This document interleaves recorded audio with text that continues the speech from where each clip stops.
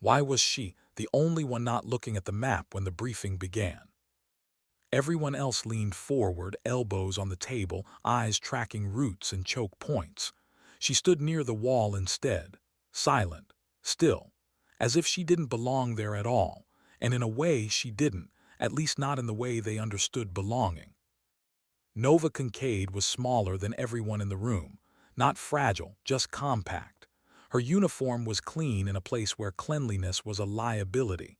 No salt stains, no sun-bleached fabric, no scars peeking out from rolled sleeves.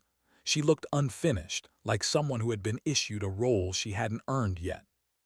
Master Chief Vance didn't even look up when her name was read aloud.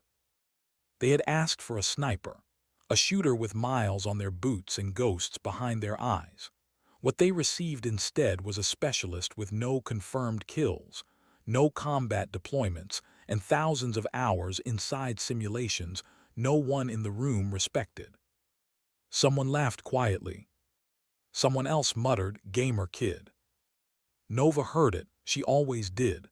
She had trained herself to hear everything without reacting to anything. Inside, though, the familiar weight settled in her chest, the old question, the one she never said out loud. What if they're right? She had spent years learning wind as numbers instead of sensation, distance as variables instead of fear. In simulations, she never shook, never hesitated. Out there in the real heat, surrounded by men who trusted instinct over data, she felt something new creeping in. Doubt. Not about her math, about herself. Still, when the Master Chief finally looked at her, eyes tired and sharp and measuring, she met his gaze without flinching. She didn't ask for respect. She didn't argue her place. She simply acknowledged the order. Carry the radio, stay in the back, don't touch a trigger. She nodded. And as she stepped into the desert sun, she activated the system that made sense of the world for her. The overlay snapped into place. Vectors, distances, calm. The chaos outside became readable again. People were unpredictable. Physics wasn't. She told herself that was enough. It was. But why did the first step under real weight feel like betrayal? The ruck pressed down on her shoulders like a judgment. 80 pounds might as well have been the truth of everything she feared. Her legs burned almost immediately. Her breath went shallow. She focused on rhythm, on equations, on not falling behind. They didn't slow for her. They weren't cruel about it. They simply didn't adjust. That hurt more. Each step widened the gap. 50 meters, 60, 70. Her system flagged warnings she ignored. Rising heart rate, core temperature climbing. In the simulator, fatigue was optional. Here it was merciless. She stumbled once. Then she fell. Sand filled her mouth. The world narrowed to pain and heat, and the thought that this moment would define her more than any shot ever could. Someone offered help. She refused it. Because arriving mattered more than arriving at all. When she reached the extraction point, she collapsed. Not dramatically, just stopped. Her body shut down like a system protecting itself from catastrophic failure. The Master Chief looked at her without anger. That was worse. He asked a simple question. If we took contact right now, could you fight? She didn't answer. He didn't need her to. Lying there, staring at the white sky, Nova felt something crack. She had survived the march, but survival wasn't the same as usefulness. And for the first time, the data didn't have a comforting answer. That night, while others slept, she replayed the route in her mind. The math still screamed. They were walking into a trap. But why does knowing the outcome feel worse than ignorance? In the planning room, the air was cold enough to numb bruises. Nova watched the route appear on the table.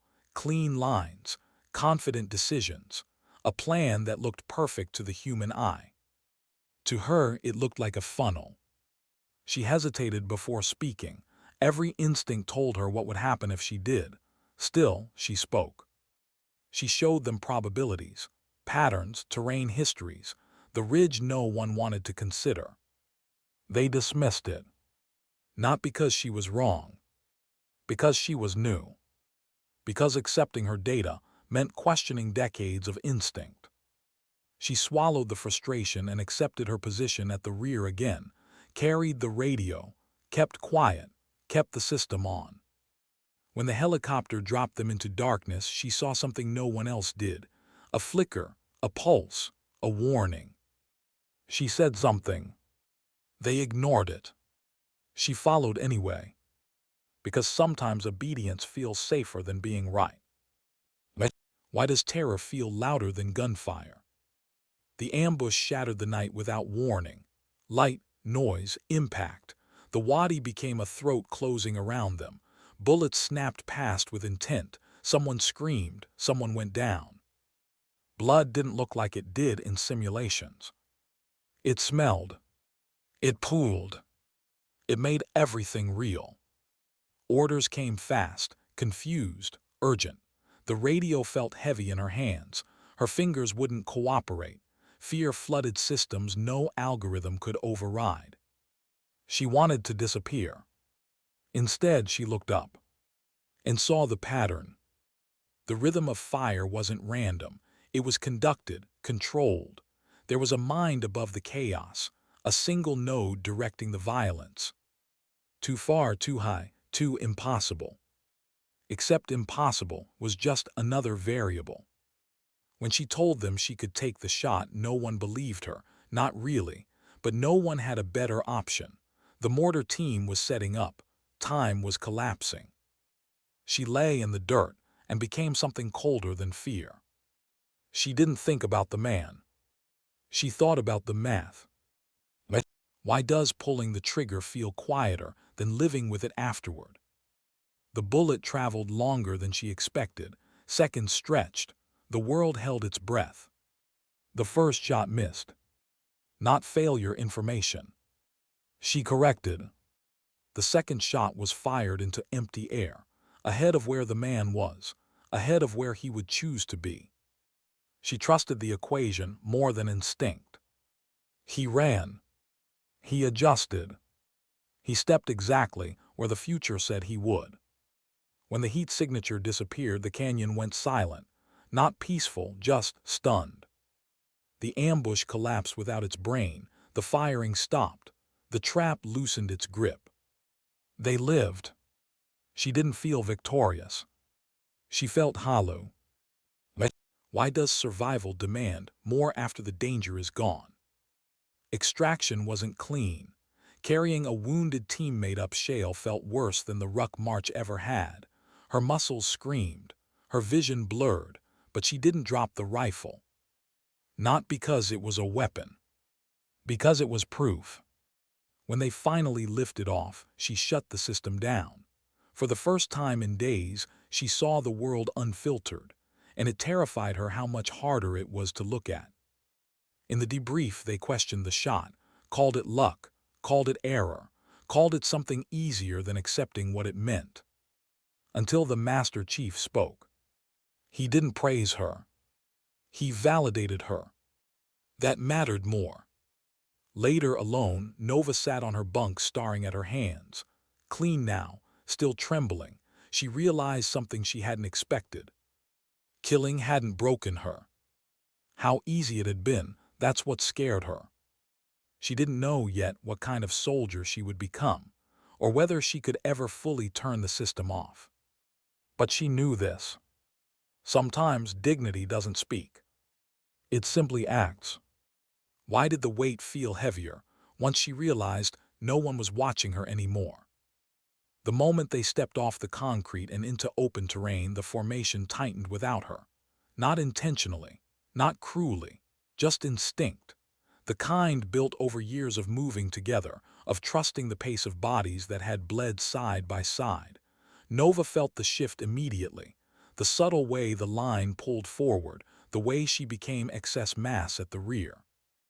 The ruck settled into her shoulders like an accusation. 82 pounds. She knew the number. She had memorized every component inside it. Ammunition, water, batteries, radio. the rifle chassis strapped awkwardly along her side. In the simulator, weight was a slider you adjusted. In the desert, it was a truth that dug into muscle and bone with every step. The sun hadn't fully risen yet, but the heat was already there, waiting. It came off the ground in invisible waves, pressing against her face, crawling under her helmet. Sweat formed instantly, running down her spine, soaking into fabric that hadn't yet learned the color of dust. She matched the cadence. Left, right, breathe. She focused on rhythm, on mechanics. She refused to look at how far ahead the others were. Distance was demoralizing when you let it be emotional. Still, after 20 minutes, the gap widened. Her system, silent now, powered down per orders, would have flagged it immediately. Rising heart rate, accelerated fatigue curve, probability of fall increasing. Without it, she had to rely on sensation. And sensation was loud. Her calves burned first, then her thighs, then something deeper, a dull ache behind the knees that felt structural, like the body protesting its own design limits. She adjusted the straps twice, then stopped touching them. There was no perfect configuration, only tolerable and intolerable. Up ahead, no one looked back. That hurt more than the weight. She told herself it wasn't personal. They had been ordered not to slow. Operational security, time windows, sun angles, all valid, all logical. Still, a quieter voice inside her whispered something darker. If you fall out, no one will notice until you're gone. She tripped on a half-buried root. It wasn't dramatic, no flailing, no cry, just a miscalculation of foot placement. Her boot caught. Momentum did the rest. The pack drove her forward, slammed her chest into the ground, knocked the air from her lungs in a brutal, humiliating rush. For a second, she didn't move. The desert pressed against her face. Hot, gritty, alive with insects she couldn't see. Her heart hammered like it was trying to escape her ribs. She tasted blood and sand. In the simulator, this was where the screen would flash red and reset. Here, the only prompt was pain. She pushed herself up onto her elbows, then froze as the weight shifted and sent a fresh spike of agony through her shoulders. Her arms shook, not with fear, with exhaustion. A shadow fell across her. "Need a hand." Miller's voice, not unkind, not mocking, almost practical. She hated that. "I'm fine," she said, though the word came out as a rasp. He reached for the drag handle on her ruck anyway, instinctive, efficient. The way you help someone without thinking about pride. She slapped his hand away. The motion surprised them both. "If you touch it," she said, forcing air into her lungs, "I don't arrive." Miller stared at her for a beat. He wasn't angry, just confused. Then something like reluctant respect flickered across his face. "Suit yourself," he muttered. 5 clicks to LZ. He jogged forward, rejoining the formation as if nothing had happened.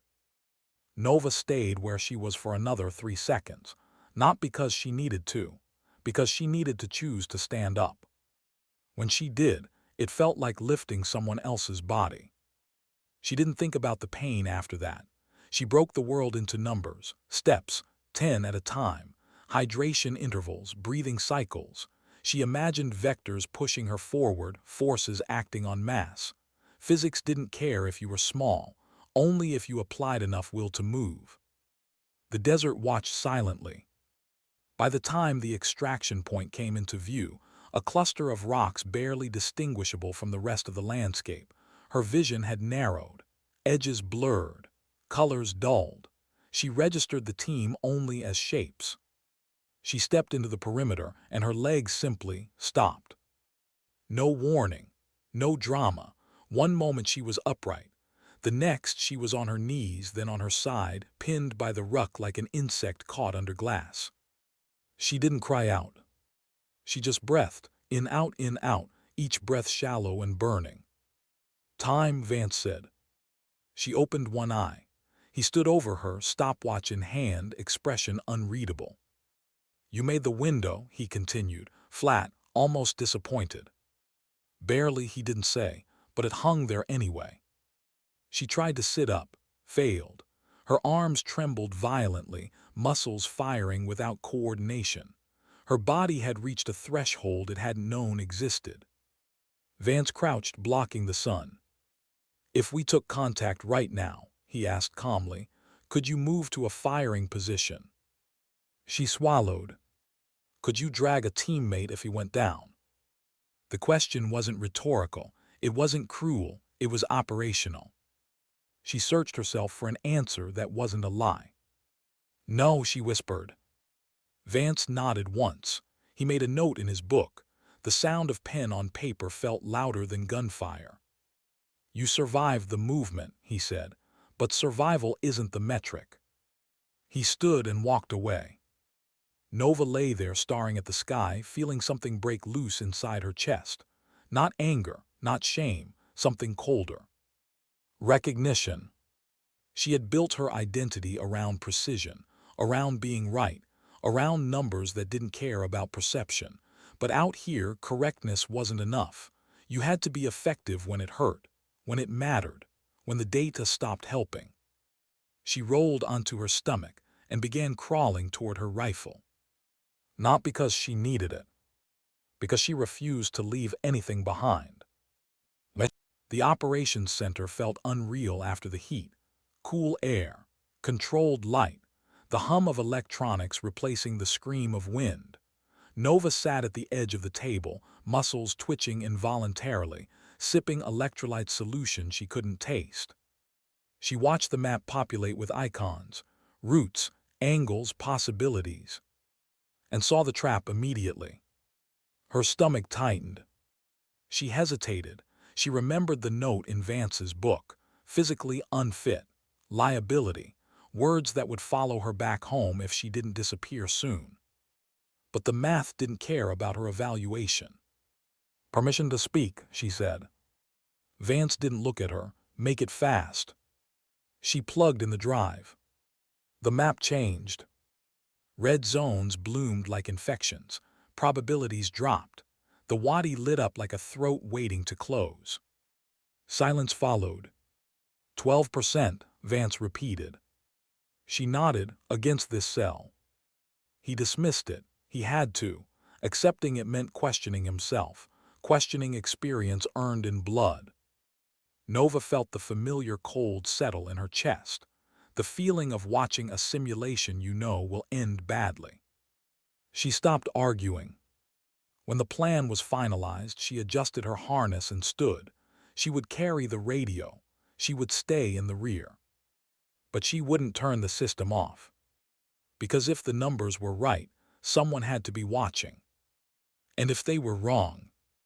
She didn't finish the thought. She just followed them into the night. Why did the night feel quieter just before everything went wrong? Nova noticed it first, not as fear, but as absence. The desert had a way of making noise when it wanted to kill you. Wind scraping rock, insects clicking warnings into the dark, distant engines humming like nervous thoughts. Tonight there was nothing, just boots on sand, breathing through fabric, the soft electronic pulse of systems pretending to sleep. She walked at the rear, radio tight against her chest, antenna brushing her shoulder with every step. The formation moved like a single organism now, confident, efficient. The earlier strain of the movement had faded into muscle memory for them. For her, every step was still a negotiation. Her body hurt in places she hadn't known existed. The kind of pain that didn't spike, didn't scream, just persisted. A constant reminder that limits were closer than she liked to admit. She adjusted her grip on the rifle sling and focused forward. She had turned the system back on 10 minutes earlier. Not fully, just enough. The overlay bloomed faintly across her vision. Angles ghosted the terrain. Distances whispered themselves into existence. It felt like slipping into cold water, shocking at first, then stabilizing. The chaos of sensation smoothed into something readable. And that's when she saw it. A discrepancy so small it would have meant nothing to anyone else. A heat pocket that didn't match the cooling curve of the rocks around it. a shadow that moved against the wind, a pattern that repeated every 90 seconds. She slowed half a step, then another. Her heart rate ticked up, not from fear, but from recognition. The system didn't flag it as a threat yet. The probability threshold hadn't been crossed, but Nova had learned something important in the simulations. Disasters rarely announced themselves at full volume. They whispered first. She leaned closer to the radio mic. Her mouth went dry. "Possible observation point," she said quietly. "High right, grid." "Negative," came the response, immediate and clipped. "No movement on thermals."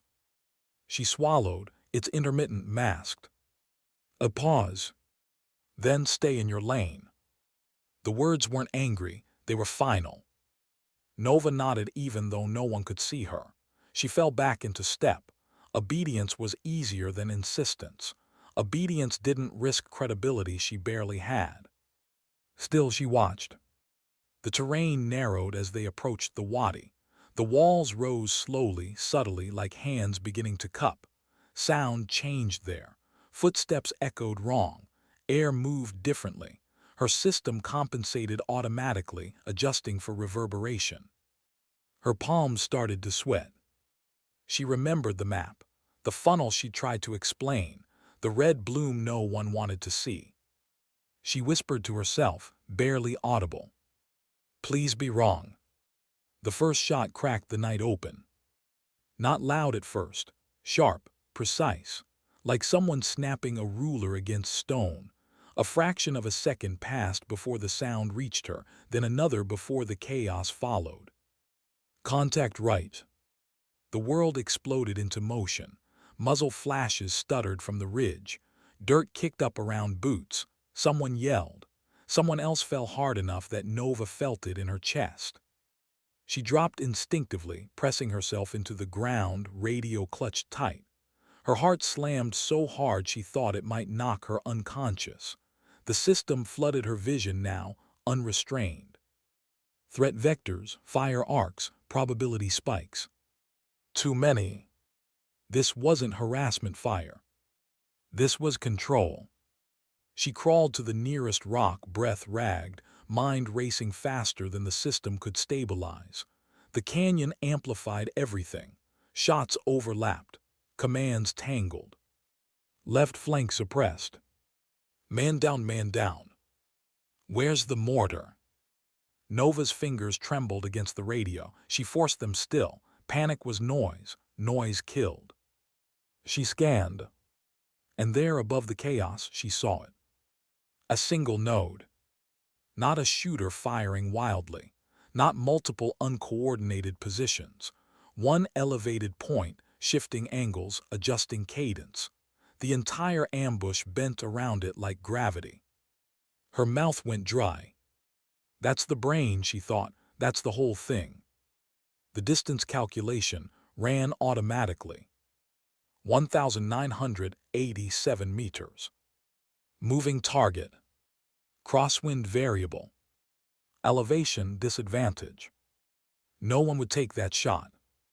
No one except someone who'd spent years failing it safely, until failure meant nothing. Her radio crackled as someone screamed for smoke, for extraction, for something, anything, to change the equation.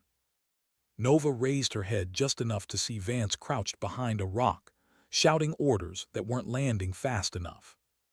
She didn't think. She spoke. "I can take him." Silence. Not because they didn't hear her.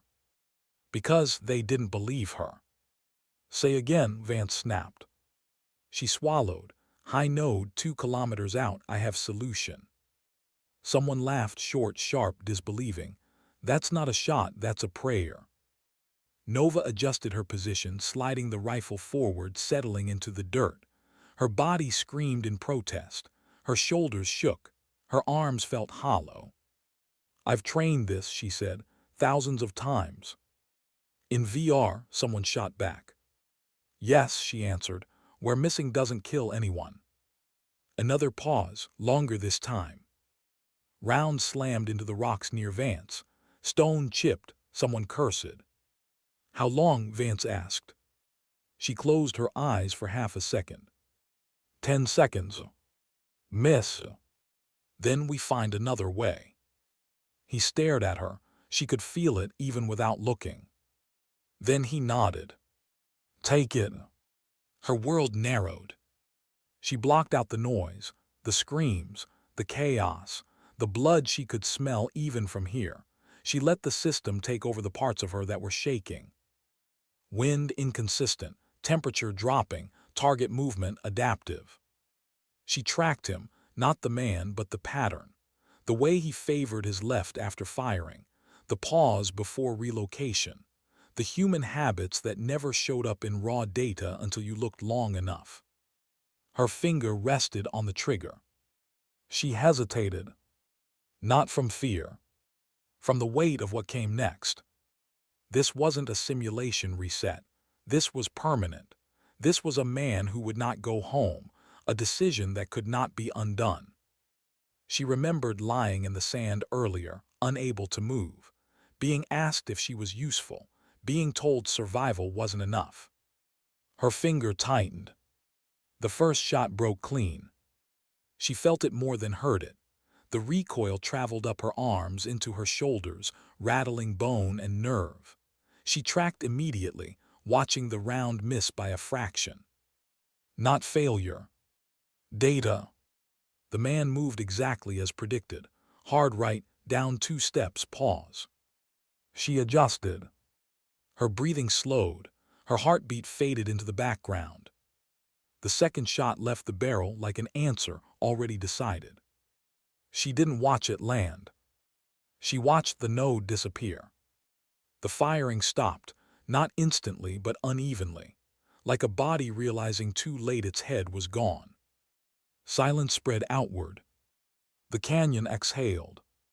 For a moment, no one moved. Nova lowered the rifle slowly. Her arms felt numb. Her vision blurred at the edges, not from fear, but from something emptier. The radio crackled. Confirm. She nodded, then remembered herself. Target down, she said. No one cheered. No one spoke. They didn't have time for either. But as they began to move again, this time with purpose, with clarity, Nova stayed where she was for 1 extra second, staring through the scope at the place where the future had changed. She felt no triumph, only a quiet, unsettling certainty. She had crossed something, and there was no simulation in the world that could teach her how to cross back. Why did the silence after the shot feel heavier than the gunfire that came before it? For a few seconds, no one moved, not because they were stunned, but because instinct didn't know what to do with quiet. The canyon had been screaming moments ago. Now it held its breath, like it was waiting to see who deserved to survive the pause. Nova lowered the rifle slowly, afraid that if she moved too fast, the moment would shatter. Her arms felt hollow, like the bones had been scooped out and replaced with vibration. The system still glowed faintly across her vision, but she wasn't really seeing it anymore. She was seeing the space where a man had been. Not his body, not blood, just the absence of motion where intent had once lived. Her stomach twisted. Move, Vance ordered finally. His voice cut through the stillness with authority that felt earned again. Collapse the pocket, now. The team surged forward, controlled and lethal, reclaiming momentum that had almost been stolen from them. Nova pushed herself up, legs protesting, and followed. The ruck felt heavier now, not because of weight, but because of what it carried. Proof. They advanced through the wadi cautiously. Too cautiously, maybe.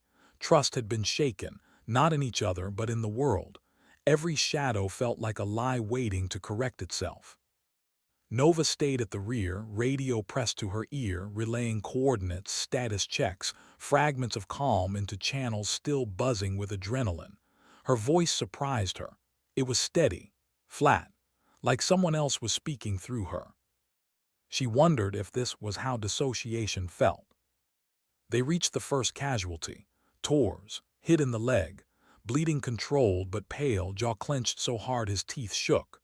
Nova knelt beside him without thinking, hands moving automatically, checking seals, tightening straps. "Hey," he muttered, eyes flicking to her rifle. "That was you, right?" She didn't answer immediately. The question felt wrong, too direct, like pointing at a bruise. "Yes," she said finally. He stared at her for a long moment. Help passed between them, silent and heavy. Then he nodded once. "Good shot." It wasn't praise. It was acknowledgement. That mattered more than she expected. As they lifted Tors and began the slow movement toward extraction, the cost of the ambush revealed itself in increments. A cracked radio, a shredded pack, blood smeared where it shouldn't be. No fatalities, but close enough that the difference felt like luck. Luck in one impossible shot. The climb out of the wadi was worse than the march in. The terrain turned hostile, loose shale shifting under boots, forcing awkward angles. Nova took point briefly, not because anyone ordered it, but because the math said she should. Her legs shook violently.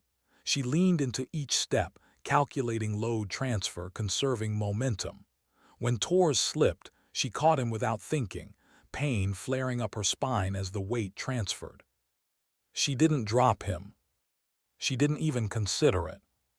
At the ridgeline, the helicopter's rotors cut through the air like a promise. Dust kicked up in choking clouds. The team moved faster now, urgency sharpening exhaustion. As they loaded in, Nova stayed outside, scanning the horizon, rifle up, system still humming softly. She didn't trust the silence anymore.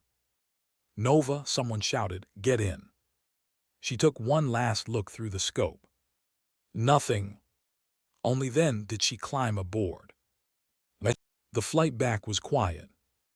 Not the comfortable kind, the kind that settles after something irreversible. Men stared at their hands, at the floor, at nothing. The medics worked with efficient gentleness. The rotors thudded overhead, relentless and indifferent. Nova sat against the bulkhead, helmet off, sweat drying cold against her skin. Her hands wouldn't stop shaking now that they were empty. She tried to replay the shot. Not the moment of impact, but the decision before it. She searched for hesitation, for fear, for doubt. There was none. That scared her. She had expected guilt to arrive like a wave, crushing, immediate. Instead, there was only a hollow calm, as if part of her had quietly shut a door and locked it from the inside. She wondered if that door would ever open again. When they landed, the base lights felt too bright, too clean, like a world pretending nothing had changed. As they disembarked, conversation started again in low tones. Logistics, reports, medical updates. Normality rushing in to fill the gap. Nova hung back, unbuckling slowly. Vance waited for her. "You good?" he asked. She considered lying. "I don't know," she said instead. He studied her face, not her posture, not her gear, her. "That answer," he said quietly, "means you're still human." He turned and walked away. She stood there longer than necessary, letting the words settle. Still human. The phrase echoed uncomfortably, as if it might expire if she didn't hold onto it carefully. The debrief room smelled like coffee and antiseptic. Screens displayed timelines, drone feeds, redacted stills from angles no human eye had seen in real time. Nova sat at the end of the table again. This time, no one ignored her. They questioned the shot, the conditions, the margin. They replayed it frame by frame, looking for error, for chance, for anything that would make it less what it was. She answered when asked. She didn't embellish, didn't defend. The truth didn't need protection. When it ended, the room emptied slowly. Chairs scraped, papers shuffled, the usual decompression rituals. Vance stayed behind. "You were right," he said, not looking at her. "About the route, about the wadi." She nodded. It felt strange to be validated after the cost had already been paid. "I should have listened." She met his eyes then, You didn't have enough data. He smiled thinly. Neither did you. That landed harder than she expected. You still took the shot, he continued, knowing that. Yes. Why? Nova hesitated. Because that was the real question. Not how, not whether she could, why she chose to act when silence would have been safer. Because doing nothing felt worse, she said slowly. Because I knew the outcome if I stayed quiet. Vance nodded. That's command thinking, whether you like it or not. She didn't respond. Command wasn't something she wanted. Command meant living with decisions that didn't fade. But that night, sleep didn't come easily. Nova lay on her bunk, staring at the underside of the one above her, listening to the bass settle. Distant footsteps, a door closing, someone laughing softly somewhere down the hall. Normal sounds. Her body ached deeply now that adrenaline had abandoned it. Muscles cramped, joints throbbed. She welcomed the pain, it anchored her. When she closed her eyes, she saw the node again, not the man. The moment when pattern became certainty, when future collapsed into present. She opened her eyes. Her hands were steady now. That scared her more than the shaking had. She turned on her side and curled slightly, as if protecting something fragile inside her chest. She thought about the simulations she'd lived in, the safe failures, the endless resets. There were no resets anymore. Only consequences. And tomorrow, they would ask her to do it again. She didn't know yet if she would say yes. But she knew this. Whatever she had crossed out there in the dark, it wasn't glory. It was responsibility. And responsibility, she was beginning to understand, was heavier than any ruck she had ever carried. Why did the morning after feel more dangerous than the night they almost died? Nova woke before the alarm, heart already racing, as if her body had learned a new rule: sleep lightly or not at all. For a moment she didn't know where she was. The ceiling above her felt too close, too still. Then memory slid back into place, heavy and precise. The shot, the silence, the weight of everyone else's breath after. She sat up slowly, letting her feet find the cold floor. Muscles protested immediately. Not sharply, just enough to remind her that what she had done carried a physical cost as well as a moral one. She welcomed the ache. Pain was honest. Pain didn't pretend to be neutral. Around her the barracks breathed. Other women slept in different rhythms. One turned over, muttering something unintelligible. Another snored softly. Normality again, persistent, unbothered. Nova dressed without turning on the light. As she laced her boots, her hands paused. The tremor was gone completely. That absence unsettled her more than weakness ever had. She flexed her fingers, testing them. Steady, responsive, obedient. She wasn't sure whether to be relieved or afraid. Outside, the base was waking up. Generators hummed. Vehicles coughed to life. The sky was just beginning to pale at the horizon, that quiet blue that came before heat claimed everything. She walked toward the range without thinking. Her feet knew the way. Her mind didn't argue. The range was empty when she arrived. Targets stood at various distances, pocked and scarred from use. Wind flags hung limp for now. It was early enough that the desert hadn't started breathing yet. Nova set her rifle down gently, like placing something fragile on an altar.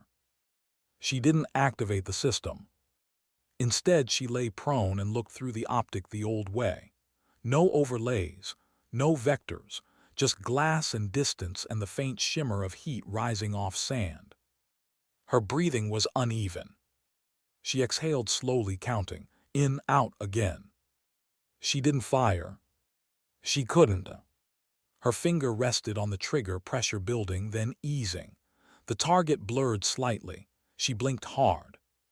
For the first time since the mission, the image of the man came uninvited. Not his face, she had never seen it clearly, but the idea of him. The knowledge that he had been alive before her decision and absent after it. Her chest tightened.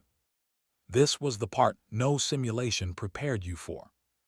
The aftermath wasn't loud. It didn't accuse. It just waited.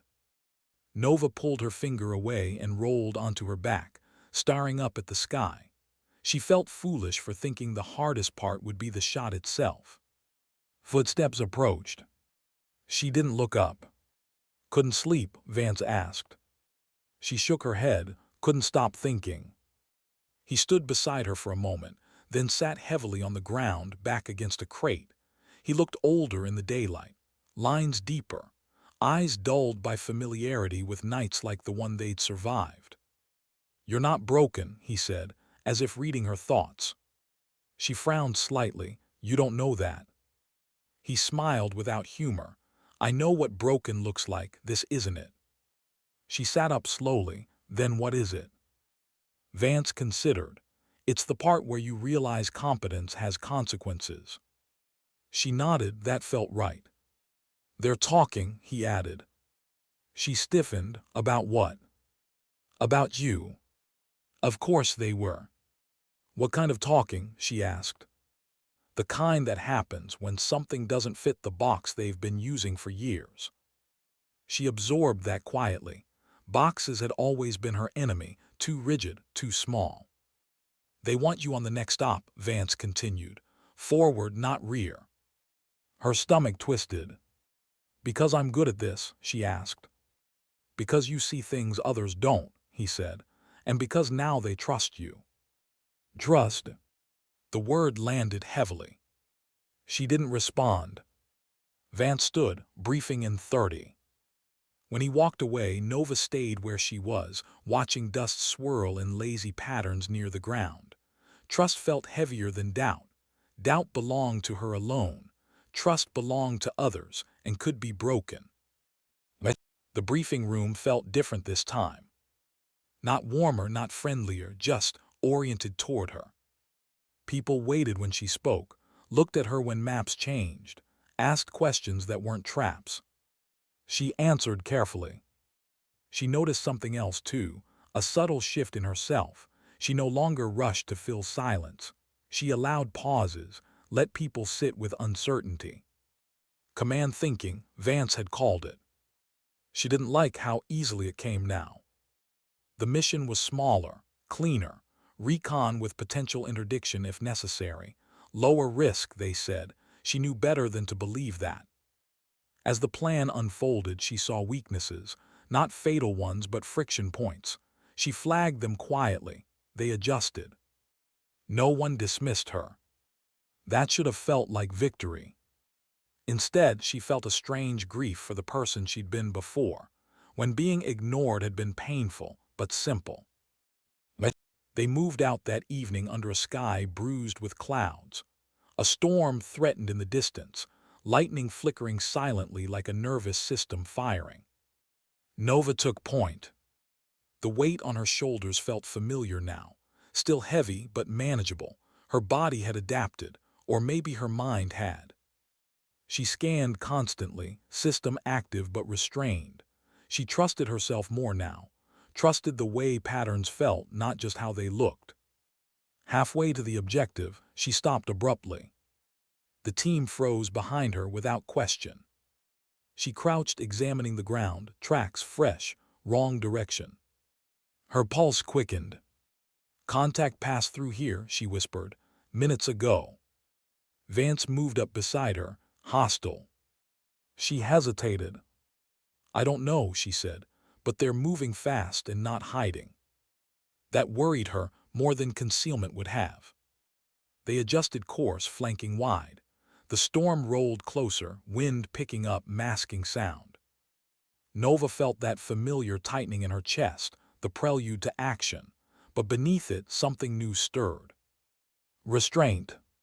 They reached a vantage point overlooking a shallow valley. Through her optic she saw them, 3 figures, armed, nervous, looking over their shoulders too often. Not confident. Not aggressive. Running. She tracked them, heart pounding. The system offered solutions, firing lanes, angles, outcomes. She could end it quickly. She raised her hand instead. "Hold," she said. Behind her, someone shifted impatiently. "They're not setting up," she continued. "They're withdrawing." "And if they circle back?" someone asked. "They won't," she said. "They're scared." "How do you know?" She didn't answer right away. Because she recognized it, she thought. Because I've felt it. "We let them go," she said. Silence. Vance studied her profile. He trusted her judgment now. That trust balanced on a knife edge. Finally he nodded. "We observe, no engagement." They watched as the figures disappeared into the storm. Nova lowered the rifle slowly, pulse still racing. Her hands were steady again, but this time she was grateful for it. Back at base, paperwork waited. Reports, assessments, words that tried to cage reality into manageable paragraphs. Nova filled them out carefully. She described what happened, what didn't, what could have. She didn't glorify. She didn't justify. When she finished, she sat alone for a long time, staring at the final line. Recommendations. Her pen hovered. She wrote one sentence. Not every threat needs to be erased to be neutralized. She wasn't sure who it was for. That night she dreamed not of the shot but of the moment before it. The hesitation, the awareness, the weight of choice. She woke with tears on her face and didn't wipe them away. They didn't feel like weakness. They felt like proof. Proof that she hadn't lost herself in competence. Proof that beneath the systems, the math, the silence, there was still something human making the final call. And as sleep finally claimed her again, one thought settled gently into place. Strength wasn't about how easily you pulled the trigger. It was about knowing when not to. Why did standing still feel harder than any mile she had ever marched? The ceremony was small, intentionally so. No press, no speeches that reached for glory, just a handful of people in a room that smelled faintly of dust and old coffee, where the walls had heard better stories than the ones told aloud. Nova stood at ease, hands behind her back, eyes forward. Her uniform felt different on her now, not heavier, not lighter, just honest. Like it finally fit the person wearing it instead of the idea she had been trying to become. Vance read the citation without embellishment, facts only, distances, decisions, outcomes. He didn't mention fear. He didn't mention doubt. Those were hers to carry. When it was over, there was no applause, just nods. A few quiet words exchanged. Then people drifted away, back to work that never paused long enough to feel meaningful. Nova stayed where she was. Vance lingered too. "You did good," he said. She shook her head slightly. "I did what needed to be done." He studied her. That's usually what good looks like, just not the version people like to celebrate.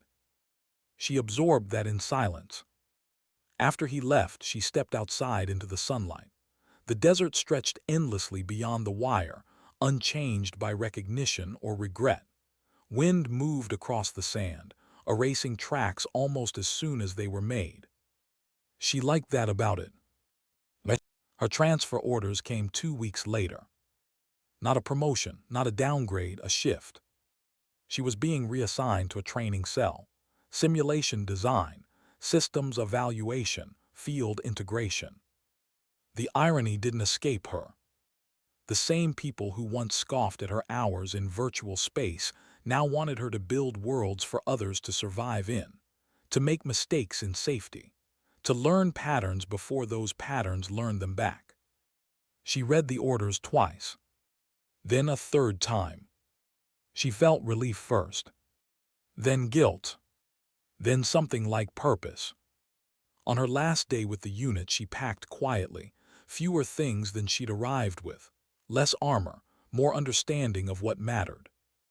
Miller stopped by as she zipped her bag. "Guess this means no more carrying the radio at the back," he said, trying for lightness. She smiled faintly. "Someone else will learn to listen." He hesitated. "For what it's worth, I'm glad you were there." She nodded, "So am I." That surprised her. The training facility was cooler, quieter, filled with screens and headsets and the low hum of servers thinking faster than any human ever could. Nova walked the floor slowly, observing. Trainees moved through simulated environments, cities, mountains, deserts, faces tense, bodies reacting to threats that vanished the moment the headset came off. She watched one young woman rip the visor away, breathing hard, eyes bright with unshed tears. Nova approached gently. "Too much?" she asked. The woman nodded. "I froze, everyone else moved." Nova considered her for a moment. "That doesn't mean you failed," she said. "It means you noticed something others didn't yet." The woman looked up confused, hopeful. Nova felt a familiar tightening in her chest, not pain this time, recognition. She adjusted the scenario parameters later that day, slowed the pace, introduced ambiguity instead of constant threat, built spaces where hesitation didn't equal death, where it became data. She wrote notes no one asked for. She always had. Months passed. The shot became a footnote, a case study, a line in a report cited by people who never smelled the dust or felt the silence after. Nova didn't correct them. She didn't need the moment to belong to anyone else. Sometimes late at night she still dreamed of the canyon, but the dreams changed. Less violence, more stillness. The moment before choice stretching longer, giving her room to breathe. She visited the range occasionally, fired to stay sharp, taught others how to breathe, how to listen to wind, how to trust what they saw without surrendering to it. She never taught the shot. That wasn't the lesson. One evening, as the sun bled into the horizon, Nova stood alone at the edge of the training field. A group of recruits laughed somewhere behind her, voices light, unburdened by memory. She closed her eyes and felt the wind on her face. She thought about the girl she had been, the one standing against the wall at a briefing table, unheard and untrusted, the one who measured worth in accuracy and silence. She wished she could tell her something. Not that it would all work out. Not that she would be proven right. But that strength would come in quieter forms than she expected. That sometimes, the bravest thing wasn't pulling a trigger under impossible conditions. It was choosing to carry the weight of that decision afterward, and still remaining open to doubt, to restraint, to empathy. She opened her eyes. The desert hadn't changed. But she had. And that, she realized, was the real mission all along. Sometimes dignity doesn't speak. It simply acts.